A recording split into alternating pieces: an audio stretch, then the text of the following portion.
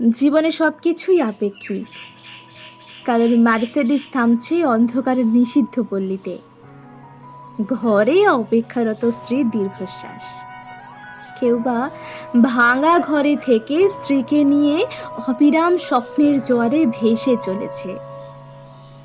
কেউ ভাবছে আর কয়েকটা দিন, ডিভোর্স পেপারে সাইন করলেই মুক্তি। কেউ বা একটা সম্পর্ক বাঁচিয়ে রাখার জন্য অবিরাম যুদ্ধ করছে। কেউ সদ্যজাত সন্তানকে ডাস্টবিনে ফেলে দিয়ে দায় মুক্ত হচ্ছে। আবার কেউ একটা সন্তানের জন্য সারাটা জীবন হাহাকার করছে। কেউ বছরে কতজন ভালোবাসার মানুষ বদলে ফেলছে।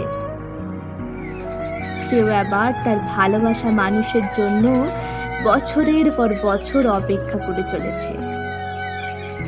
কেউ দামি শাড়ি হাতে পেয়েও খুশি নেই। কেউ বা দাঁতের নতুন শাড়ির গন্ধ বারবার শুকছে। কেউ প্রিয়জনের কাছ থেকে সোনা কিংবা হীরের চুড়ি পেয়ে খুশি নয়। আবার কেউ প্রিয়জনের দেওয়া কাঁচের চুড়িতে স্বর্গসুখ খুঁজে পাচ্ছে। কেউ লাখ টাকার ডাইনিং টেবিলে বসেও তৃপ্তির আহার করতে পারছে না। কিন্তু এদিকে কাঁচা লঙ্কা আর পেঁয়াজ কচলে গোগ্রাসে কেউ পান্তা গিলছে। কারোর দামি খাটে শুয়েও ঘুমের ওষুধ খেতে হচ্ছে। আবার কেউ হিমেল হাওয়ায় অঘরে ঘুমাচ্ছে। কারোর পড়ার টেবিলে নতুন বইয়ের সমারোহ, কিন্তু পড়ার ইচ্ছে নেই। কেউ আবার পুরাতন বইয়ের দোকানে বারবার ঘুরে বেড়াচ্ছে, পকেট খালি তাই। কেউ বিলাসবহুল গাড়িতে বসে চিন্তিত সন্তানগুলো মানুষ হলো না, এত সম্পত্তি রাখতে পারবে তো।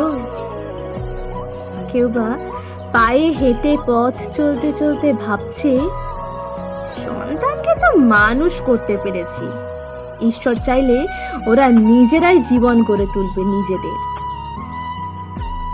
নানা রঙের মানুষ বিভোর নানা স্বপ্নে, জীবন এঁকে বেড়ায় সাদা কালো আলাপনে।